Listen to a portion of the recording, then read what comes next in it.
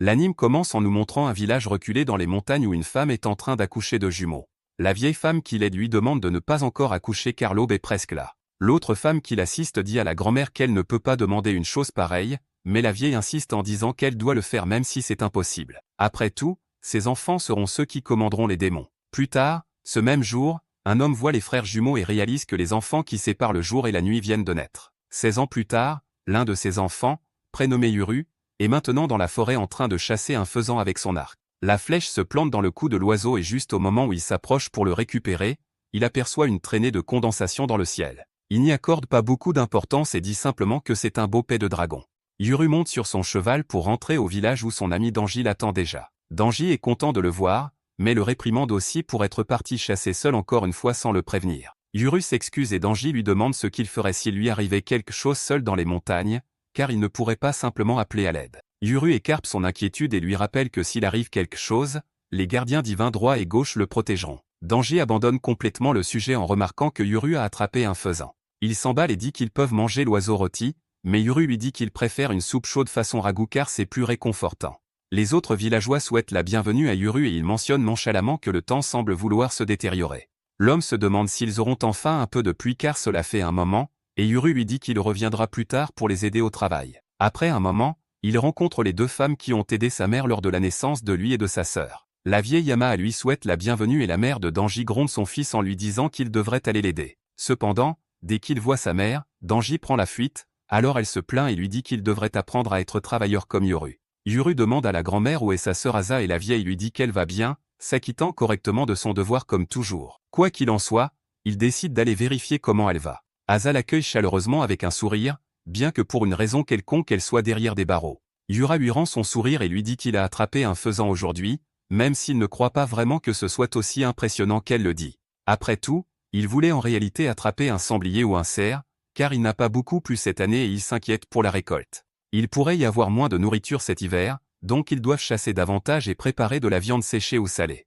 Asa lui demande si les adultes du village partiront dans le monde extérieur pour chercher du travail. Yuru lui dit que c'est possible et elle lui demande alors s'il partira aussi. Il le nie immédiatement et lui demande pourquoi elle croit qu'il s'est entraîné à chasser. Yura lui explique que s'il devient indispensable au village en tant que chasseur, il n'aura pas à partir. Malgré tout, Asa lui pose la même question encore une fois, voulant savoir s'il ne partira pas comme l'ont fait leurs parents, mais il lui demande de ne pas s'inquiéter et l'assure qu'il ne quittera jamais ce village car tant qu'elle est là, il sera toujours avec elle pour la protéger. Asa sourit finalement, se sentant bien mieux, et à ce moment-là la mère de Danji entre dans la pièce pour informer Yuru que Dora est là. Dehors, beaucoup de gens se rassemblent autour de Dora, qui a apporté des choses pour le village de la part des personnes parties dans le monde extérieur. Il mentionne que l'économie est assez mauvaise là-bas et qu'il y a aussi une pandémie, donc aujourd'hui il veut commercer avec quelques herbes. Certains villageois échangent leurs herbes contre du sel ou des graines de légumes pouvant pousser en période de sécheresse. Une femme s'approche et mentionne que sa fille aura bientôt 7 ans, alors il lui dit qu'il amènera un chaman,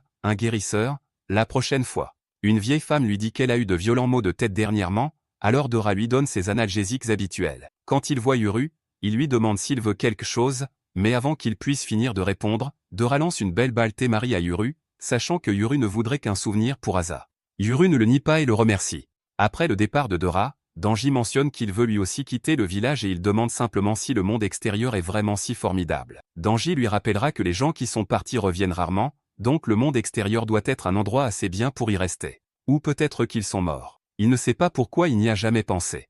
Yuru lui dit qu'il n'en serait pas si sûr et mentionne que ça ne le dérangerait pas de vivre dans ce village toute sa vie. Danji sait qu'il dit ça seulement parce qu'il a une jolie petite sœur à protéger, mais il lui dit quand même qu'ils devraient partir ensemble. Dans ce cas, il mentionne également que s'il se sent mal à l'aise à ce sujet, il pourrait les accompagner, bien que Yuru précise que compter sur lui ne ferait que corrompre Asa. Danji est offensé par la remarque, mais Yuru lui rappelle qu'Asa a un travail très important à accomplir. Malgré cela, Danji dit qu'il n'a de toute façon jamais rencontré Asa, et Yuru explique que seules certaines personnes peuvent la voir, donc quelqu'un d'aussi maladroit que lui ne le pourra jamais. Avant qu'ils puissent continuer leurs plaisanteries habituelles, Yuru voit ce qu'il croit être des traces parfaites de gaz de dragon.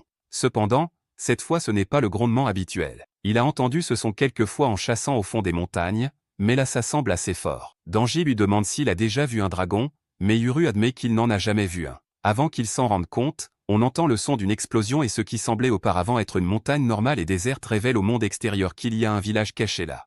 Yuru et Danji réalisent bientôt que ce qu'ils pensaient être une traînée de gaz de dragon n'est en réalité pas produit par un dragon, mais par un avion. Bien sûr, ils n'ont pas la moindre idée de ce que c'est, et bientôt un hélicoptère apparaît également. Tous les villageois regardent le ciel avec stupéfaction sans avoir la moindre idée de ce qui se passe, et avant qu'ils puissent réagir, ils commencent à mourir les uns après les autres. Yamaha voit tout et réalise que la barrière a été brisée et bien qu'elle ne sache pas comment, elle sait qu'ils sont venus pour Yuru.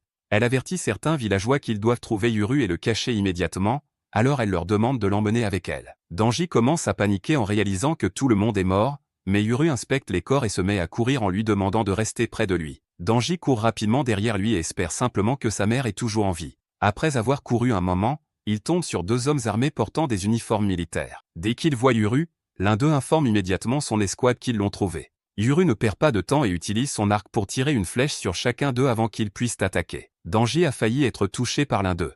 Et bien qu'il ne sache pas ce que sont ces armes, il est clair qu'elles semblent létales. C'est pourquoi Yuru s'approche rapidement des hommes pour les assommer et continue de courir. Danji voit deux hélicoptères et dit que ces dragons sont près de la zone extérieure, mais Yuru lui dit qu'il ne croit pas qu'il puisse les vaincre, car il ne sait même pas si ces choses sont des dragons.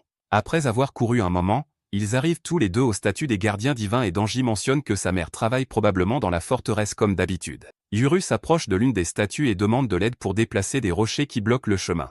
Il parvient bientôt à ouvrir une porte secrète et explique que c'est un raccourci vers la forteresse. Danji n'avait aucune idée que quelque chose de tel existait, alors Yuru lui rappelle qu'il avait dit que les gardiens divins droit et gauche les protégeraient. Ils prennent immédiatement le raccourci et Yuru espère juste qu'Asa va bien. Pendant ce temps, une fille en veste rouge nommée Gabi s'approche des villageois qui restent dehors et les salue avec un sourire. Tous la regardent, clairement effrayés et déconcertés. Mais avant qu'ils puissent faire quoi que ce soit, Gabi prononce simplement un mot et le corps de l'un des villageois se déchire complètement en une seconde. Elle répète le même mot plusieurs fois, créant facilement une mer de sang et de parties de corps dans le village en prononçant simplement le mot Gobel. Tout se passe trop vite et la femme de tout à leur tente de fuir avec sa fille. Cependant, Gabi la tue facilement, lui arrachant la tête du corps après avoir répété le même mot. La petite fille regarde le corps sans vie de sa mère avec horreur, essayant de comprendre ce qui vient de se passer. Gabi s'approche d'elle avec un sourire et précise qu'elle ne mord pas les enfants car il faut avant tout avoir des règles. Un homme qui a perdu ses deux mains tente de s'échapper de la maison, mais Gabi le tue avant qu'il puisse fuir et son sang éclabousse partout,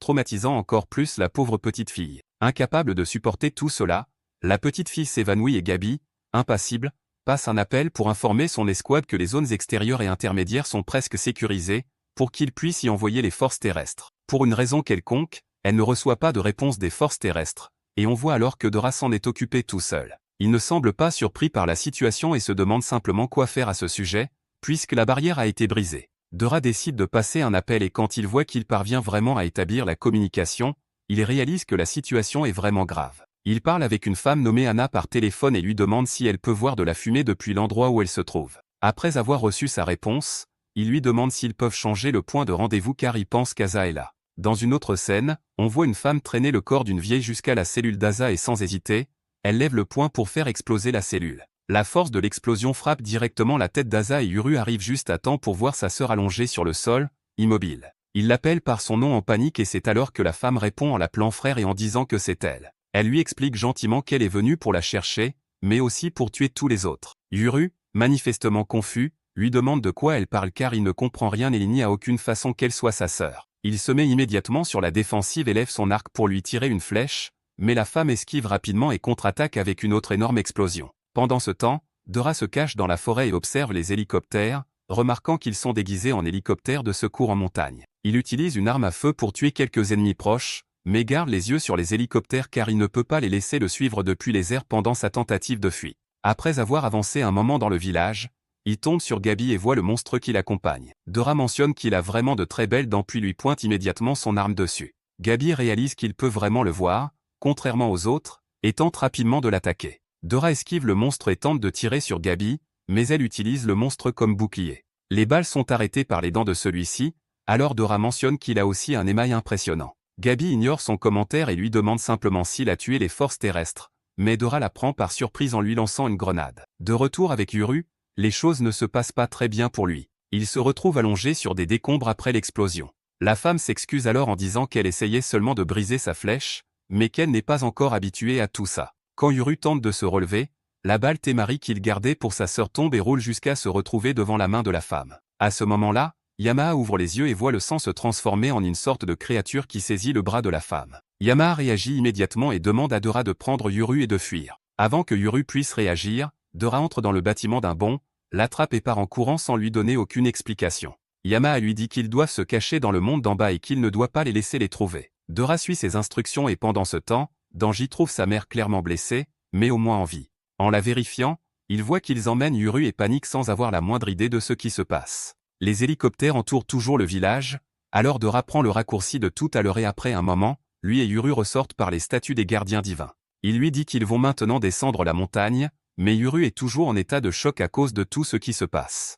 Il a du mal à traiter la situation, alors Dora tente de l'entraîner avec lui. Cependant, il manque de recevoir un tir de l'un des hélicoptères, alors il se cache immédiatement de nouveau derrière la statue. Dora réalise qu'ils ont raté leur chance de s'échapper, alors il tente de tirer sur les hélicoptères avec son arme. Évidemment, ça ne fonctionne pas et les hommes dans les hélicoptères utilisent des armes de gros calibre, alors ils sont clairement désavantagés. Dora mentionne que si ces crocs reviennent, en référence aux monstres, ils seront définitivement encerclés donc la situation ne pourrait pas être pire. Pendant qu'il essaie de réfléchir à quoi faire, Yuru est toujours en état de choc en disant « Asa est morte ?»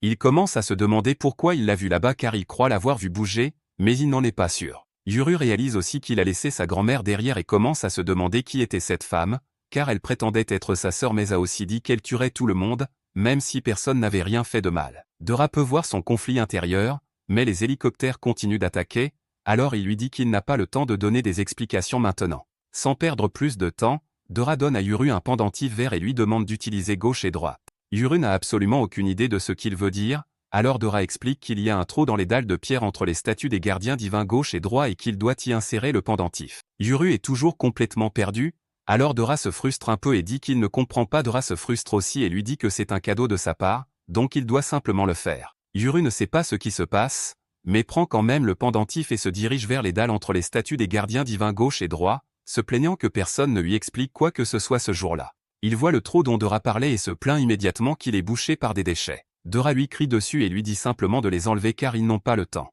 Les hommes dans les hélicoptères voient Yuru, alors l'un d'eux ordonne aux autres de le capturer et d'éliminer les autres villageois. Yuru enlève rapidement les déchets du trou et Dora se plaint en disant qu'ils devraient garder leur endroit propre. Après quelques secondes, Yuru parvient enfin à insérer le pendentif dans le trou, alors Dora lui attrape immédiatement la tête et la fracasse violemment contre les dalles de pierre. Yuru tombe évidemment et lui demande ce que c'était que ça.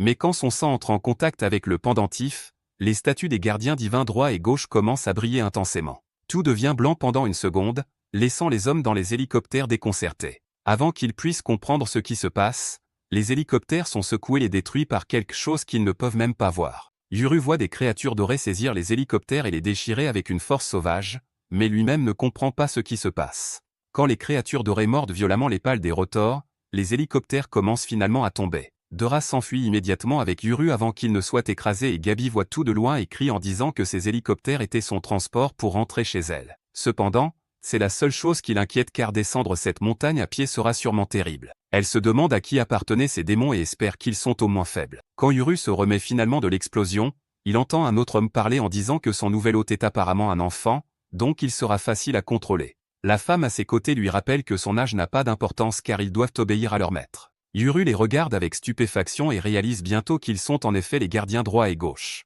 Dora explique qu'il n'existe pas de nom unique pour eux, car tout le monde les appelle de différentes façons, fantômes, esprits, monstres, cryptides, aberrations ou pères. Quel que soit leur vrai nom, Dora fait clairement comprendre à Yuru que ces deux-là sont ses démons.